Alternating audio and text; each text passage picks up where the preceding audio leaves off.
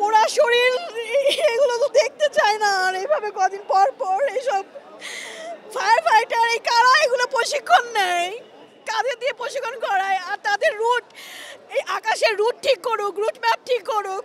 School কলেজের উপর দিয়ে কোনোভাবে যাওয়া যাবে না। কেন এরকম সিস্টেম? আমাদের সিস্টেমের অনেক সমস্যা আছে, অনেক ত্রুটি আছে। এই যেসব মায়ের বুক খালি হবে, এই এখন কেবল পুড়েছে, কিছুক্ষণ পরে এদের এই যে যন্ত্রণা, এই অপারেশনের পরে এক একজন লাইফ রিস্ক হবে, এদের পড়াশোনার ক্ষতি হলো, ফ্যামিলি থেকে এক একজন লস্ট হয়ে যাবে। এইগুলো দায়ভার কার? সবাই তো আমার না, এখন আমি জানি না, আমি জাস্ট আসছি। আমার বাচ্চা আছে, পড়ে। আজকে যদি ওর স্কুলে এটা হতো আমি কি করতাম অ্যাজ এ মাদার? আমি আসছি ব্লাড দেওয়ার জন্য।